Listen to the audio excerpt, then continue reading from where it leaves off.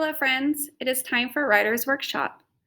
Today, we are going to continue talking about fictional narrative writing, but we're going to focus more today on the introduction paragraph of a 3-paragraph essay, and we need to look at what we have to include.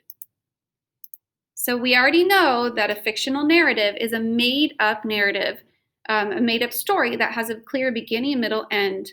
We have to include our characters, our setting, and a problem, and we're going to use some time order words like first, next, then, and finally.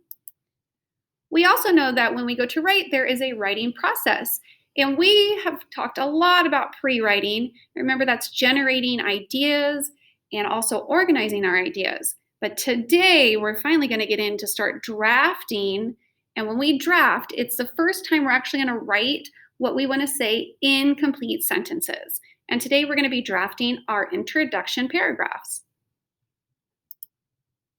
So we already know that when we organize our narrative writing, we have our introduction, our body, and conclusion. And so we are going to focus only on how we go and draft the introduction paragraph and put that into sentences. And just a reminder, we know we have to include these specific things in our introduction. We have to talk about who our characters are, and we want to introduce those characters. We need to talk about when and where the story is going to take place. Remember, that's our setting. And we also want to establish the situation where we're kind of setting up what's going to happen with the plot or the problem of our story. I found this video that I think kind of helps us to learn a little bit more about what we have to include in our introduction. Let's take a look.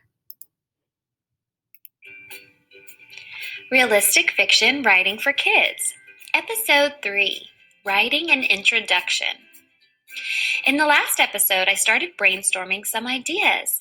I thought about the characters, setting, problem, and solution I wanted to include in my story. Now I'm ready to start writing, but I need to begin with an introduction. A good introduction will get the reader interested in reading your story. The introduction should also introduce the main character and the setting. There are many different ways you could start your story, but here are a few of my favorites.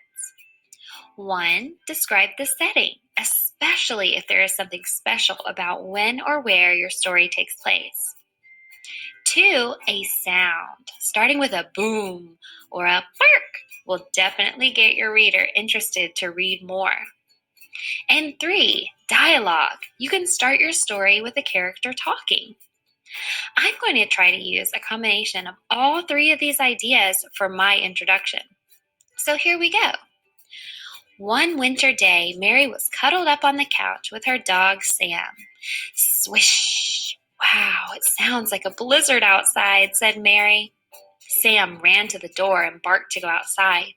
Okay, said Mary. She put on her heavy coat and Sam's leash, and they walked outside into the snow. Did you see how I introduced the setting? I used a sound, and I made my character talk? That makes a good introduction. Now I'm ready to write the rest of my story, including the big problem that happens when Mary takes Sam outside. Uh-oh. Check out episode 4 to see how I start writing a draft of my realistic fiction story. Okay, so this kind of helped us to see what that looks like in our introduction and what we need to include.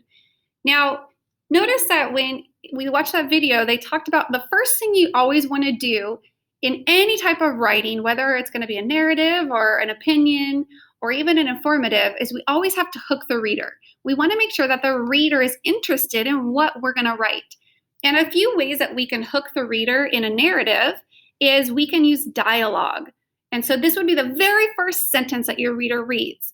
And maybe you want to say something like, "Wake up," my mom yelled. That's dialogue. It's what the characters would say. So you could start with that. Or you could start maybe with like some type of sound, like ring, rang the alarm. Now, this is called an onomatopoeia. It's one of my favorite words to say. But an onomatopoeia is just, it's a word that sounds like the sound itself.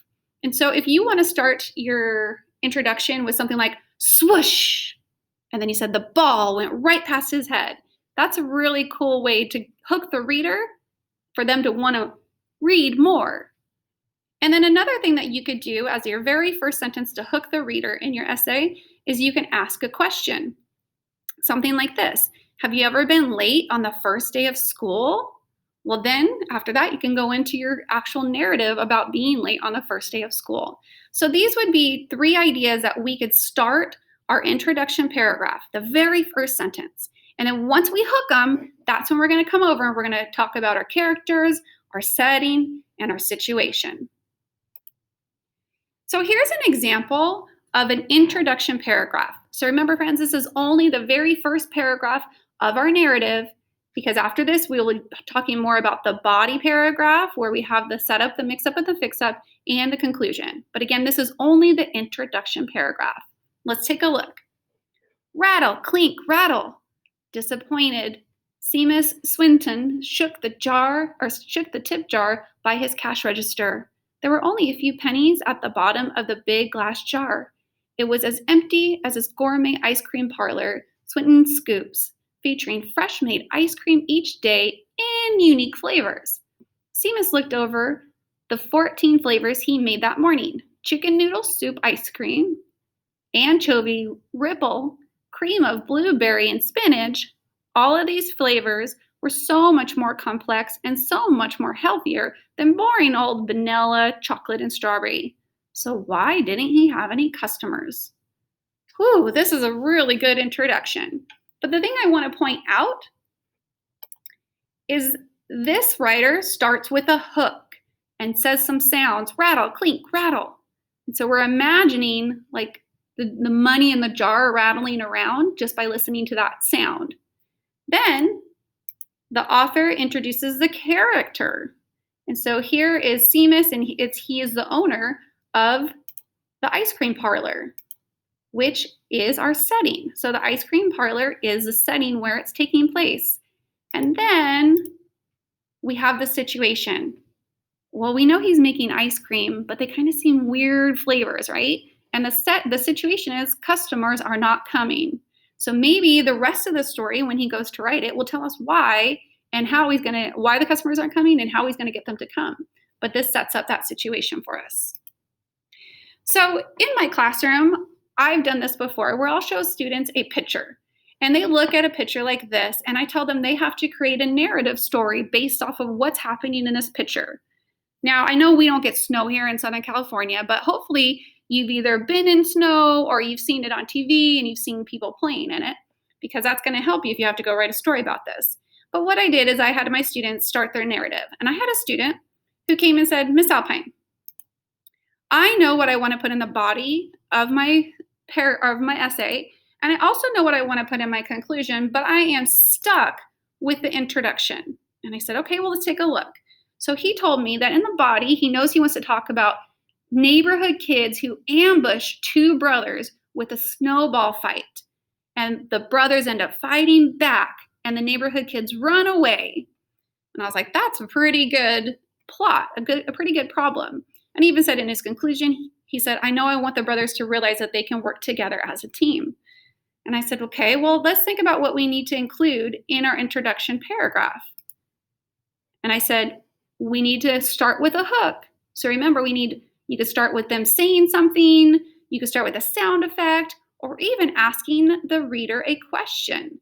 And then after you hook them, then you have to go in and introduce our characters, our setting, and the situation. So my friend went back and he started writing. And this is what he came up with. Okay, so here is his introduction. He said, I love snow days, shouted Alex. It was a snowy winter morning when Alex and his brother Sam decided to build a snowman in the front yard. They were having such a good time, but then some neighborhood boys came and ruined all their fun. Woo! I was so happy when I saw this because I told my friend, you know what? Look at this. You have a hook. I love snow days, shouted Alex. This is using dialogue or saying what the characters actually would say. And that's going to hook someone to read it because they're like, wait, I love snow days too. Or what is a snow day? Then the writer introduced our characters and our setting. So we know the setting is going to be a snowy winter morning, and they're in the front yard, and our characters are Alex and his brother Sam. And then the author also introduced the situation. And the situation is that some neighborhood boys came and they were ruining the brothers' fun. And so I was really happy when I saw that my student was able to create this introduction with a hook, character setting, and the situation. So for your assignment today, what you're going to do is you're going to be doing what my student did, where you're going to be looking at this picture. So see this picture right down here, and it looks like we have 3 kids, and they're watching something on their tablet, or maybe it's like a DVD player, and it kind of looks like it's a little scary. Okay, so your assignment is, it says, use the image below and the information in the body and conclusion paragraph to write the introduction paragraph for this narrative essay. Remember to include a hook, characters and setting, and an introduction to the situation. So in the body paragraph, someone already started this for us, and it says, we were watching the scary movie when all of a sudden the lights turned off. It was such a scary night. Well, I would tell someone they probably need to add some more details, right? We know how to do that, but we're not concerned about that for right now. Your job is to help this person out, and you need to help type the introduction paragraph for this essay. So what can we do to hook the reader to get them interested in what this story is all about? It's about these kids watching a scary movie and the lights turn out. How can we hook the reader? Remember, you could start with dialogue, you could start with asking a question, or you can even start with a sound. Then you want to tell us, who are these characters? Are they sister, brother, friends, cousins? And then what is the situation? Were they having a sleepover? Were they sneaking into each other's room to watch a late night movie? I don't know. This is up to you. So remember, friends, you're going to be writing the introduction paragraph, including a hook, characters and setting, and a situation. And we want these to be complete sentences. All right, let's go be writers.